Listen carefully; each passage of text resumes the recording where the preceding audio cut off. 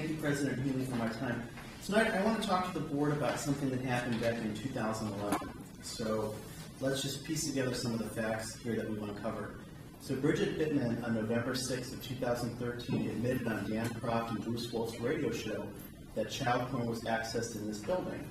In August, at the August board meeting, Diane Jennings admitted that child porn was accessed here on March 8th, 2011, and that the police were not called, it was not handled properly, and in fact, Mary Weimer, even the next day, saw that guy that 3 people witnessed doing this. She let him get away a second time without calling the police and had warned him that if he looked at child porn again, then the police would be called. So that happened March 8th, 2011. I found something very interesting that happened on May 3rd, 2011 in the receipts that Scott and Robin produced pursuant to FOIA requests about the board's spending. This is very interesting to me. So it looks like on May 3rd, 2011, the board went out to a very expensive dinner at Bonfire Restaurant. So this is 2 months after the child porn was accessed. You took yourselves out to dinner. And there's a expenditure report here signed by Mary Weimer that says this was a trustee dinner. The total amount for that dinner came out to $473.24. Now, a library board by law in Illinois is not allowed to receive compensation for serving on the board. So one of 2 things is wrong here. So either the board received this very expensive dinner as a treat, which is a violation of state law, or this was some kind of a secret board meeting, perhaps to talk about the child porn being accessed.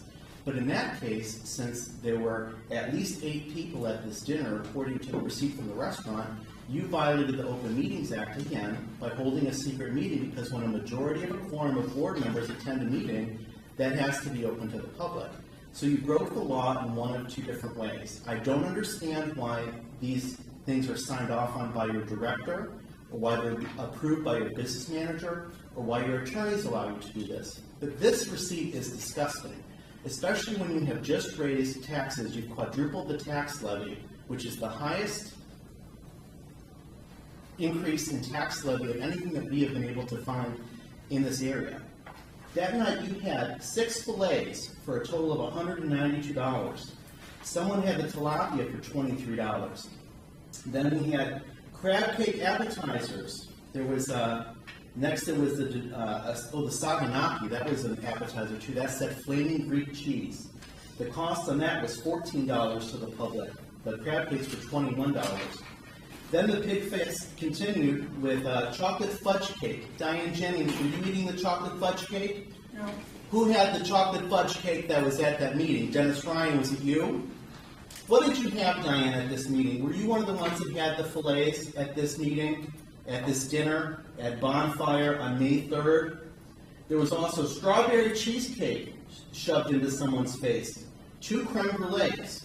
I don't know if that's 2 different people having the creme brulee, or someone picked out and had 2 helpings of it. This is the part that gets me, this is really interesting here. So when you order food in a restaurant, the waiter or waitress puts your order in, and it prints out on the check in the order that it was ordered and put into the kitchen. So we have the entrees, we have the appetizers, and then we have the desserts. The desserts are followed by 2 more entrees being ordered. So somebody then ordered the queen prime rib, looks like the most expensive thing on the menu, $21, that was ordered after dessert. Then there was the veal marsala for $20, that was also ordered after dessert. So unless I'm mistaken, and there's a new trend in our country where there's another entree course that follows dessert, to me it looks like somebody took this food home. So not only did you have a big expensive pig fest for almost $500 that you charged taxpayers for, when you are not allowed to have such compensation under state law as a library board, or you had this pig fest during another one of your secret meetings that you had that are supposed to be open to the public but aren't. What is going on here? There's a great book here. It's by John Sanford. It's called Deadline. It's about a local elected board that breaks the law constantly. And when people catch them and see that they are taking things they're not supposed to from the public, spending things that they're not supposed to, this board in this book, it's a fictional book, but they throw the book at the whistleblowers and the people who are the messengers. They actually plot to kill the messengers. They have secret meetings where they conspire and do all this crazy stuff to hide their wrongdoing. What are the good people on this board? There's 3 of you. There's Cathy, there's Julie, and Dan who doesn't show up. one of the 3 good ones going to start talking about the 4 bad ones and asking why they keep doing things like this. Thank you for my time, President Healy.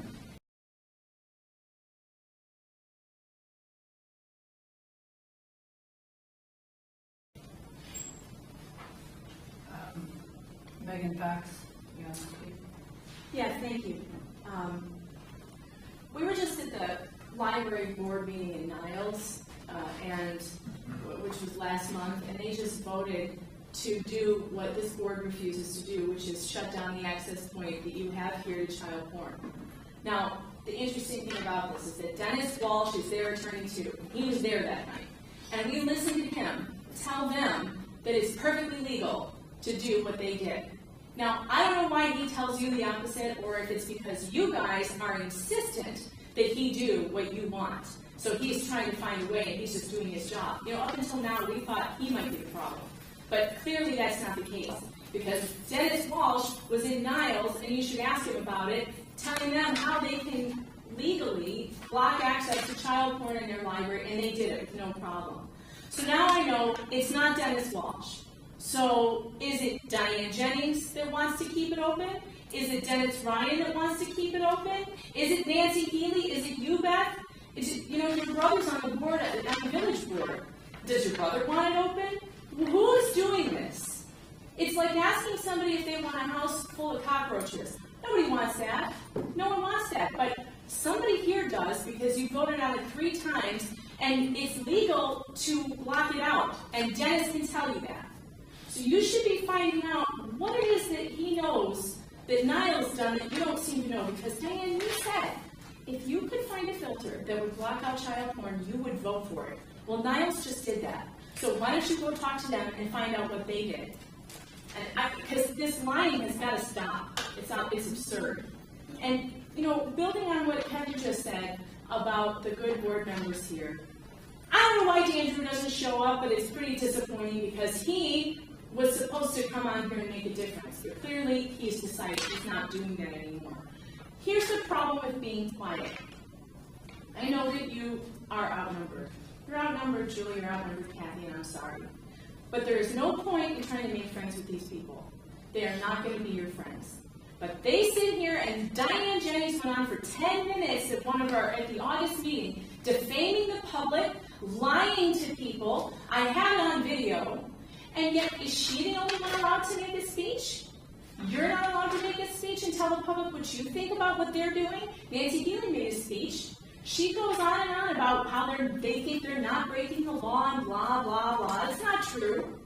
And if you want the public to know how you think, you better get on the phone and call up one of these reporters and tell them how you think. Because silence is being complicit. That's what's wrong here. If you're quiet, people are going to think you're in agreement. You need to stand up and say, this is wrong, I'm writing a check to reimburse everything I've taken from this library that I didn't know was illegal, and I'm telling the people of Orland Park that these people raised the tax levy for fraudulent purposes. That needs to be said.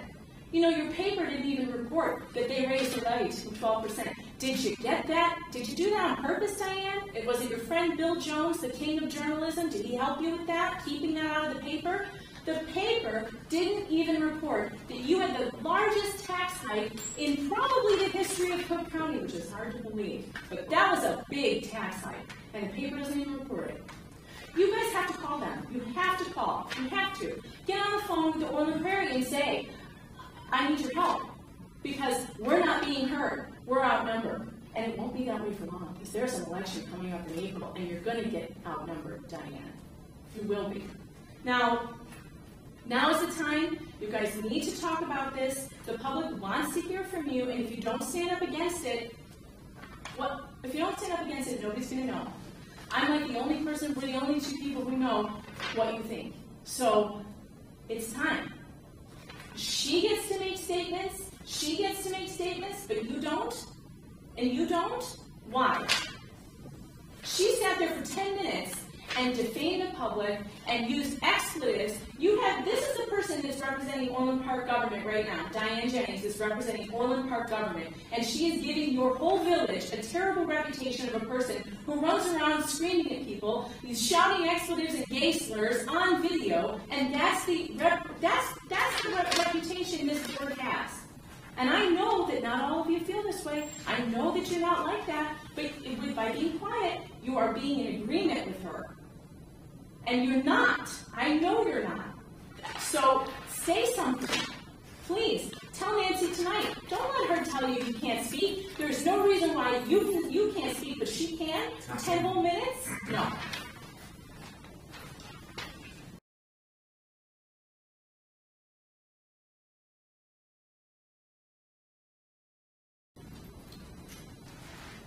Are there any announcements? My announcement is that I did not realize that going to dinner at Bonfire was wrong at the time. But I am going to pay back my portion. I talked to Scott already. And I'd like to encourage the rest of us to do the same. And you want to explain the reason for the meeting, or the dinner at It was Bonfire? a farewell dinner for Carol and Mary Ann. No, 2011? 2011. Oh, that's way back. It was for, it would have to have been Brian and George. George and Brian. yeah, that's. And they served on the board for how many years? Is it wrong, Dennis? To use library funds for a dinner for the Why trustees? don't we talk about this? I'm just asking. You're our lawyer. I'm just asking. I don't know enough about what happened and the reasons why and who attended to give you an opinion without getting more information about it.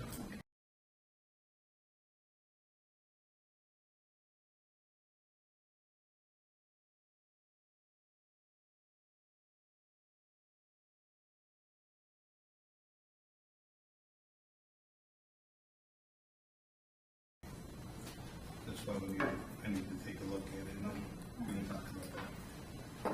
Mayor, how long were they on the board? At over 15 years, almost, yeah, I think almost 20 and some for Brian. They've been on quite a while. They were instrumental in getting this building built, so they've been serving possibly when Pat MacArthur was director. She might have started with Brian, she might have been at that time, so 1997, 96, 97, I think, is when Pat MacArthur was here, so I'd have to look to see exactly. Just in general. It would have been the practice always to, just in your defense, it was always a practice when somebody got off the board to have a nice farewell goodbye, so I'm just putting it out there. It was not a meeting in any way, it was just a social thank you for your service to the community and the time and expense.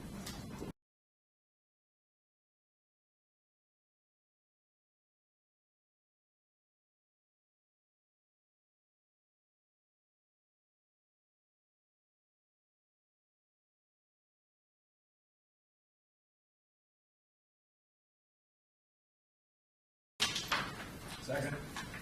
Are we all in favor? Aye. It is 9:43, and the meeting is adjourned. Diane, you are on record as saying that you don't think that is wrong as you do that. Is that correct? Did I hear you correctly? Because that is compensation. And the board by law is not allowed to accept compensation for service. You're an attorney. How come you don't know that? Why don't you have the information that that's a felony? Aren't you supposed to know that before you advise your clients? If reimbursement is not made by all board members by the next board meeting, that will go before a judge.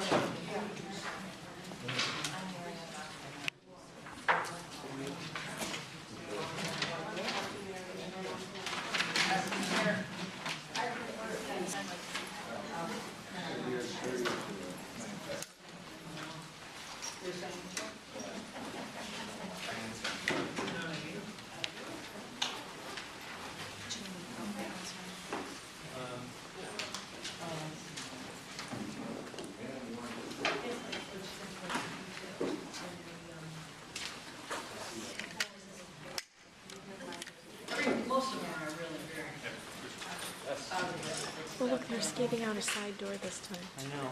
There's They're sneaking out the secret side door. That's fun. That's a new one.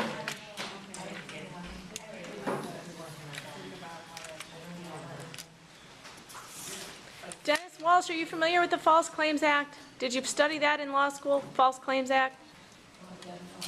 You were good in Niles. You actually earned some respect from me in Niles. We can't figure out why you don't just tell them the law. The other thing is, for the board members still in the room, why is this man still being paid $250 to videotape these meetings when you now have a new virtual services person? So if Joy McFadden used to film the meetings in her capacity in that job, why are you still paying for someone as a subcontractor to do that when he had a no-bid contract? Whose cousin or brother-in-law or son is that?